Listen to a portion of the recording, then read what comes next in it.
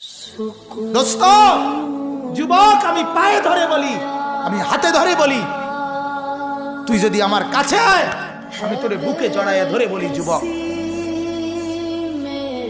তোমরা যারা মোবাইলে সারাদিন এমবি ঢুকাও আর সারাদিন ছবি দেখো, নাচ গান দেখো, আর নামাজ রোজা বন্দিগির কোনো খবর নাই, তোমাদের চেহারা সুরতের জঙ্গলি জানোয়ার বানায় ফেলছো। নওজোয়ান, আমি আমার কাছে আসো, আমি বুকে জড়াইয়া ধরে, তুমি কাঁদো না, আমি একটু কাঁদি তোমার লাইগা।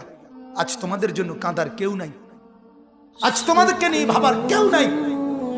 মা বাপ গুলো স্বার্থপর হয়ে গেছে, মা বাপ গুলো চোখে দেখে ছেলে নামাজ পড়ে না, মেয়ে নামাজ পড়ে না, সারা দিনে কই ঘুরে কই যা, কোনো ফিকির, কোনো কান্না, কোনো টেনশন, কোনো মাথা ব্যথা অস্থিরতা নাই। ছেলে নামাজ পড়ুক বা না পড়ুক, চরিত্র থাকুক বা না থাকুক, বাপ মার কথা একটাই, হয় স্যার কি করো, নইলে দোয়ানদারি করো, নয় ব্যবসা করো, নয় বিদেশ যাও, আমার টাকা দরকার। তোমার চরিত্র থাকুক বা না থাকুক, তোমার আখেরাতের কিছু হোক বা না হোক, আমার টিয়া লাগবো। টাকা যেমনে পারো, বাইর থেকে পারো আর বিদেশ গিয়া পারো, টাকার লাইন করো, টাকার বাইল করো, দরকার হইলে আমি সুদে টিয়া লইয়া দিব, তুমি বাফুতে যাও। বাফে হইলেও সুদে টিয়া লয়, ফুতে টিয়া সুদ সুদ করে।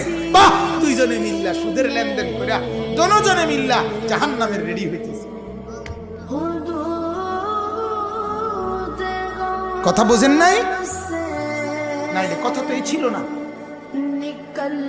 প্রত্যেকে তো আপনাদের কথাই ছিল না মিয়া।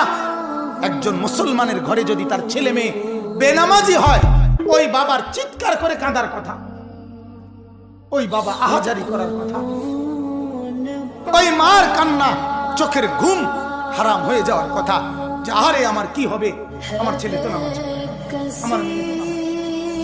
কথা তো ছিল এই মিয়া, কথা তো ছিল এই, কিন্তু কোনো খবর নাই, কোনো খবর।